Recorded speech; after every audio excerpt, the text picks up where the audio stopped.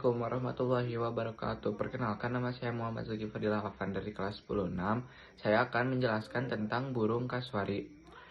Kasuari adalah burung besar yang tidak bisa terbang, tinggal di hutan hujan tropis di Papua, Papua Nugini, dan Australia bagian utara. Dalam bahasa ilmiah, kasuari sering disebut Casuarius.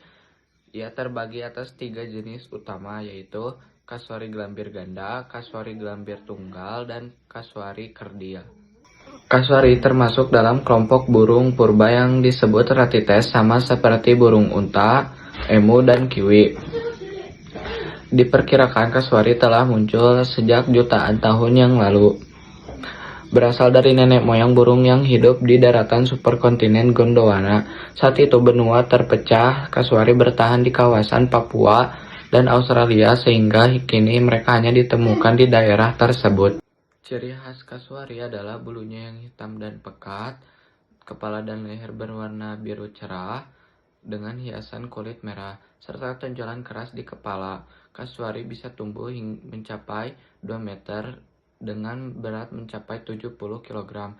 Kakinya sangat kuat dan memiliki cakar yang tajam sehingga bisa membahayakan manusia. Sayangnya, populasi kasuari terus menurun. Penyebab utamanya adalah hilangnya habitat karena pembukaan hutan, perburuan liar, serta konflik dengan manusia. Jika kondisi ini terus dibiarkan, jumlah kasuari akan semakin berkurang di alam liar. Untuk mengurangi penurunan populasi kasuari, ada beberapa solusi yang dapat dilakukan.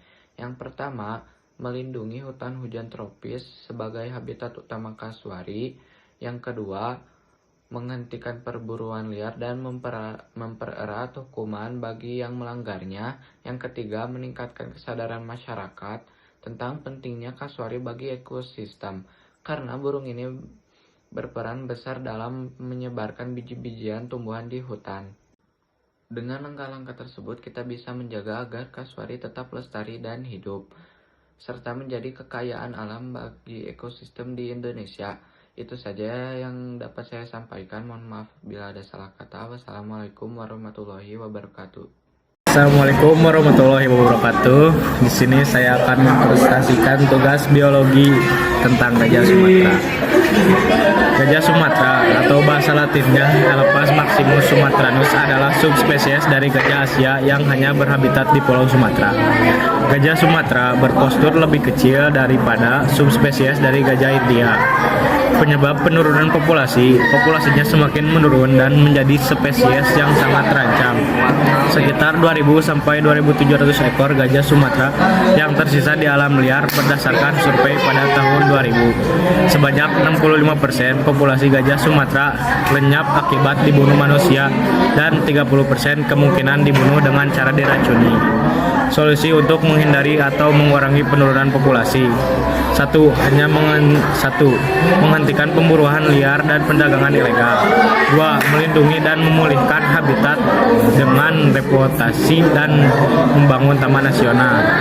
3. Meminimalkan konflik dengan manusia melalui mitigasi dan sosialisasi, serta melakukan translokasi ke habitat yang lebih aman jika diperlukan. Sekian, wassalamualaikum warahmatullahi wabarakatuh. Assalamualaikum warahmatullahi wabarakatuh. Kali ini saya akan menjelaskan tugas biologi tentang biawak atau dikenal Varanus salvator dalam nama latinnya. Asal-usul biawak adalah berbagai negara di Asia Selatan dan Tenggara termasuk India, Tiongkok, Malaysia, dan tentu saja Indonesia melewati Sumatera, Jawa, Kalimantan, Sulawesi, dan lain-lain. Penyebab penurunan populasi biawak, khususnya jenis yang banyak diperdagangkan, mengalami tekanan akibatnya yaitu beberapa faktor utama. 1. Perburuan liar. Biawak diburu secara insentif untuk diambil kulitnya. 2. Kehilangan dan kerusakan habitat. Pembangunan dan pencemaran mengurangi atau merusak ekosistem perairan, sungai, rawa, atau hutan bakau. Solusi mengurangi penurunan. Untuk menjaga kelestarian biawak, langkah-langkahnya konservasi yang perlu dilakukan meliputi pengaturan. 1. Pengaturan pemanfaatan berkelanjutan, menerapkan kuota penangkap yang ketat dan membatasi ukuran biawak yang boleh diambil dari alam. 2. Pengembangan budidaya, penangkaran atau menggalakkan penangkaran biawak secara legal untuk memenuhi permintaan pasar tanpa perlu mengambil berlebihan dari populasi alam liar. 3. Konversi habitat, melindungi dan merestorasi area perairan, pentingnya tempat biawak berkembang biak.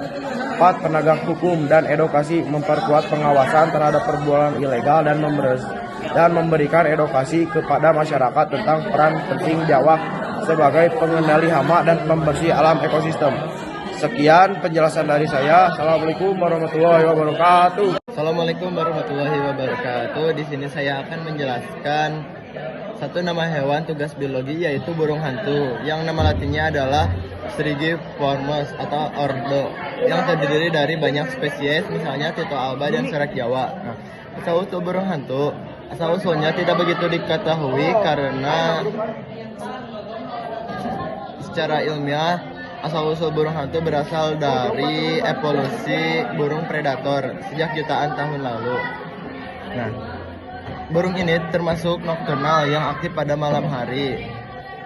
Apa sih penyebab penurunan populasi terhadap burung hantu? Nah, yang pertama hilangnya habitat akibat deforestasi dan alih fungsi lahan. Yang kedua, perburuan dan perdagangan ilegal. Yang ketiga adalah anggapan bisnis yang membuat burung hantu dibunuh. Bagaimana solusinya? Nah, yang pertama adalah melestarikan hutan dan habitat alami burung hantu. Yang kedua, mengurangi perburuan serta memperketat hukum tentang perdagangan satwa liar. Yang ketiga adalah mengedukasi masyarakat agar tidak memandang burung hantu sebagai pembawa sial. Nah, begitulah tugas biologi yang dapat saya presentasikan. Mohon maaf jika ada kekurangan. Wassalamualaikum warahmatullahi wabarakatuh. Ya deh.